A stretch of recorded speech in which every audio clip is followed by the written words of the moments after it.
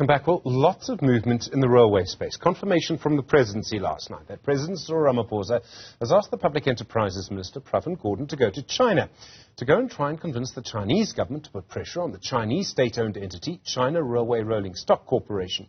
Transnet owns 120 locomotives made by that company. They're standing idle. It needs spare parts for them. That means Transnet can't transport the coal and the metal that our companies want to sell to the rest of the world, at a time when coal prices in particular are still fairly high. But SARS says that that Chinese company owes them 3.6 billion rand. So if I've understood this correctly, it means that Pravin Gordhan has to go to China to tell their government that their company is corrupt, but will that company please work with Transnet? Meanwhile, the presidency also telling Transnet to work more closely with the private sector to get our trains working again. On the sidelines of all of this, our mining sector desperate to get all of this working. Mesela Kope is the CEO of the African Rail Industry Association, representing the private sector in the railway industry here. Mesela, good afternoon. Thanks for coming in.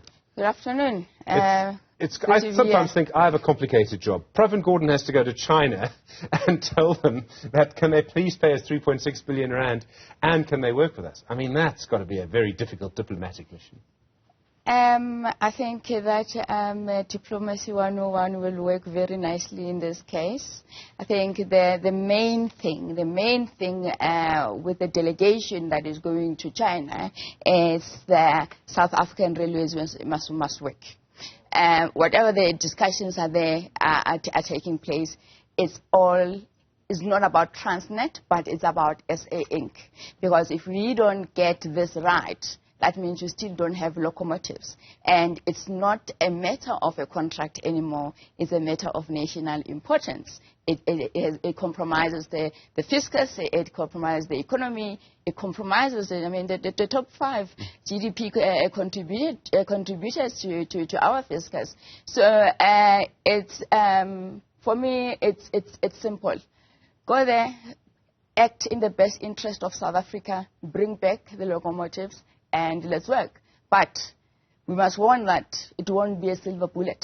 Private sector participation is still a requirement, and the South African railways will only work when all of us work together, not when we stay as a monopoly. Change is here, and I will strongly urge the powers that be at Transnet that they must embrace change. So we're going to come to this because, there are a lot of different things happening here. But yesterday the presidency saying the president actually told Transnet executives that they need to speak to the private sector more. Now, there were supposed to be slots available on railway lines owned by Transnet so that the private sector would be able to use those. And in the end, they didn't really take them up because the terms were too onerous. Do you think after the president's intervention, after everything else that's happened, after what may be a policy of privatization through emergency, and I think that is happening, do you think that this is going to change? Is Transnet now listening to you a little more? Look, we work with Operation Vulindlela, and we follow due process. We don't sleep, we do submissions, and it's what we've been doing throughout. And what we don't appreciate is whether the president has told Transnet or not, why is it that Transnet never implemented third-party access on the 1st of April in the first place, when the president announced it? But be that as it may be, where we find ourselves now is that we come from a history of volumes, of which we have seen a significant decrease in volumes. Those volumes were supposed to be to bring money into the country, to make sure that the mining industry thrives, to make sure that we continue being the manufacturing hub. So once you compromise a small section of Transnet, you compromise everything. And hence it's important to get proper people that understand the impact of their decision. I'll give you an example. If I were to make a decision whether I was going to cancel the contract of the Chinese or not, did I do a just risk assessment on, if I cancel this contract, what effect will have on my business and, most importantly, the economy? To park the corrupt aside, look at the business, SA Inc. and Transnet. Well, we can look at a graph now, in fact, which shows you how dramatic this decline in the tonnage has been. And you can see there, right towards the end of the graph, the far right-hand side, if you're watching it, there's that from 2017 onwards. I mean, it's almost a vertical decline. I've heard some people suggesting that fairly soon the amount of goods transported on Transnet trains will actually go down to below where it was just after the Second World War. I mean, that's astonishing. It's interesting, but where we are now is that yes, the facts are out there. Sometimes when Transnet are given the right to reply, they don't reply to the facts. They look at the personalities, and the personalities are no one's really. It's just Mesela, you know. What is at stake is our country. We can't let this go down. And we're moving on to say, less the volume. I want to point out that the withdrawal or the cancellation of the contract led to more significant damage to Transnet. So since you don't have the locomotives, you're not providing service. Then you're not utilizing your infrastructure, and you're exposing your infrastructure to criminals. Well, I mean, we look at the maintenance backlog now, and I mean, this is astonishing. The numbers are just incredible if you look at that. And Professor Jan Havenga from the University of Stellenbosch, I know you'll know him, he's an expert on this field, perhaps the expert in this field, has suggested that even if we get the locomotives up and running again, the 120 locomotives, even the 1,024 locomotives we're supposed to have, the maintenance backlog is so big that won't be enough. We just have to start. There are factories that are in the infrastructure space that are standing idle. Most of them are infrastructure space, transformed black women-owned companies before anyone comes and says white monopoly capital.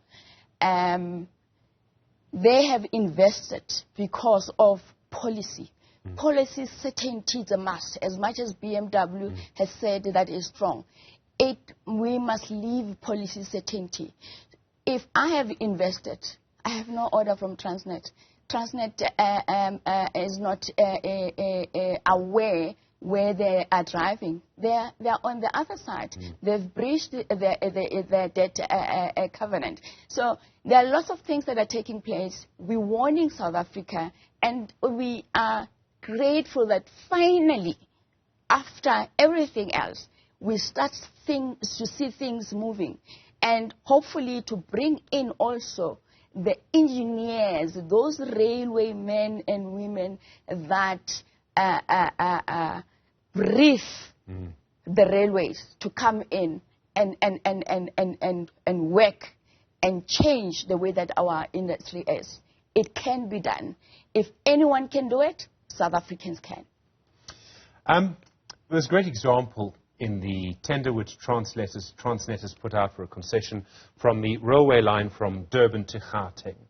Now, at the moment, I mean, it's taking trains a very long time. I think someone told me 90 hours. I mean, that's, half a week to do that. It's a massive tender, so the company would get control of the line for that time. But they'll have to invest billions to make it work first, and it's 20, 25 years. Does it make financial sense to do that? To put it another way, do you think private railway companies in South Africa have the appetite for that kind of project? And that is from the Transnet perspective, right? Let's go back. What does the Bible say? The Bible says that it's the branch lines that will be concessions.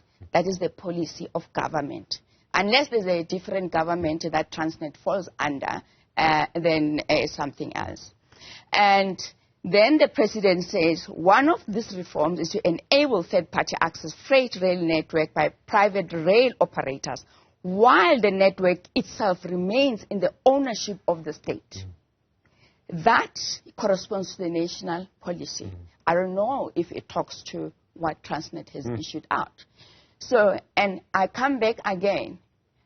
Are we in alignment as a Transnet? Do they understand where they operate and how their contribution to the sector, and who their bosses are that are giving them their marching orders? Because the marching orders was 1st of April, we start with third-party access, and it has not happened. Now the president speaks again. How often does the president need to speak before Transnet listens? But as the rest of the South African rail manufacturing sector, together being supported by the DTIC and the DOT, we will continue on this path. The railways of South Africa will be revitalized and will continue to lead on the continent. And our brothers and sisters are waiting for us on the continent to embrace intra-Africa trade. I think this clip on YouTube will age very well. Thank you very much indeed, Mesela. Mesela Kope is the CEO of the African Rail Industry Association of South Africa. In a moment, an update.